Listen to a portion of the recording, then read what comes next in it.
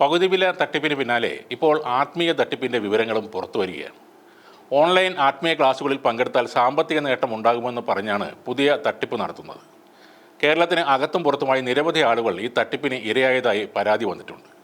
കണ്ണൂർ മമ്പറം സ്വദേശിയായ പ്രശാന്ത് മാറോളി എന്നയാളുടെ പരാതിക്ക് പിന്നാലെയാണ് ഈ തട്ടിപ്പ് പുറം ലോകം അറിയുന്നത്. ഇയാളുടെ പരാതിയിൽ ഡോക്ടർമാർ ഉൾപ്പെടെ 6 പേർക്കെതിരെ കണ്ണൂർ ടൗൺ പോലീസ് കേസെടുത്തു. Doctor Ashraf, doctor Abhinand Kanhangad, KS Panicker, Aniruddhan, Vinod Kumar, Sanal എന്നിവരെയാണ് അറസ്റ്റ് ചെയ്തത്. ഹിമാലയൻ തേർഡ് ഐ ട്രസ്റ്റിന്റെ പേരിലാണ് ഈ തട്ടിപ്പ് നടത്തിയത്. പ്രപഞ്ചോർജ്ജത്തെ ഫലപ്രദമായി ഉപയോഗിച്ച് സർവോന്മുഖമായ നേട്ടം ആത്മീയ കാര്യങ്ങളെ കൂടി കൈവരിക്കുമെന്ന് യൂട്യൂബിൽ പരസ്യം നൽകിയാണ് തട്ടിപ്പ്. സാമ്പത്തിക വിദ്യാഭ്യാസ കാര്യങ്ങളിൽ നേട്ടം, ജോലി ഉയർച്ച, സന്താന ഭാഗ്യം എന്നിവ ലഭിക്കുമെന്ന് ആളുകളെ വിശ്വസിപ്പിച്ചു. സ്റ്റാർ ഹോട്ടലുകൾ കേന്ദ്രീകരിച്ച് ഒന്നാം പ്രതിയായ അഷ്റഫ് എന്നയാളാണ് ഈ ക്ലാസ് എല്ലാം നടത്തിയത്. പേര് ഒന്ന് പരിഷ്കരിച്ച് ഹിമാലയൻ ഗുരു അഷ്റഫ് ബാബ എന്ന പേരിലായിരുന്നു അഷ്റഫ് ക്ലാസുകൾ നടത്തിയിരുന്നത്.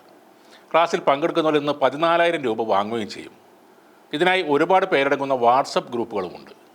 ഗുരുവിൻ്റെ അനുഗ്രഹം ലഭിക്കുന്നതിനായി 1000-ഓ 10,000-ഓ ലക്ഷങ്ങളോ നൽകാം എന്ന് പലരും പറയുന്ന വീഡിയോയും വമ്പൻ നേട്ടങ്ങൾ ലഭിച്ചുവെന്ന് അവകാശപ്പെടുന്നവരുടെ വീഡിയോയും ഈ ഗ്രൂപ്പുകളിലൂടെ ആളുകളെ പറ്റിക്കാൻ വേണ്ടി പങ്കുവെക്കാറുണ്ടായിരുന്നു. ആത്മീയ ക്ലാസുകൾക്കൊപ്പം ടൂർ പ്രോഗ്രാമും ഇവർ സംഘടിപ്പിക്കാറുണ്ടായിരുന്നു. എന്നാൽ പണം നൽകിയിട്ടും ജീവിതത്തിൽ ഒരു പുരോഗതിയും ഇല്ലാതെ വന്നപ്പോഴാണ് പലരും പരാതിയുമായി എത്തിയത്. കണ്ണൂരിൽ മാത്രമായി 13 കോടിയുടെ തട്ടിപ്പ് നടന്നതായാണ് പോലീസ് പറയുന്നത്. അല്ലെങ്കിലും എവിടെയെങ്കിലും തട്ടിപ്പ് നടന്നാൽ അതിൽ ഏറ്റവും കൂടുതൽ ആളുകൾ പെടുന്നത് കണ്ണൂരിൽ നിന്നായിരിക്കും. ഇപ്പോഴത്തെ പ്രമാദമായ പകുതി വില സ്കൂട്ടർ തട്ടിപ്പിലും ആയിരങ്ങളാണ് കണ്ണൂരിൽ നിന്നും പരാതി നൽകിയിരിക്കുന്നത്. നേരത്തെ കേരളം കണ്ട ഏറ്റവും വലിയ മണി ചെയിൻ തട്ടിപ്പായ ഹൈറിച്ച് കേസിലും കണ്ണൂരിൽ നിന്നും പണം നഷ്ടമായത് ആയിരങ്ങൾക്കാണ്. എല്ലാവരും പലപ്പോഴും പരിഹസിക്കുന്നത് കൊല്ലം ജില്ലയെയാണ്. എന്നാൽ ഇത്തരം പൈസ തട്ടിപ്പുകളിൽ കൊല്ലത്ത് നിന്നുമുള്ളവർ അധികം പെടാറില്ല.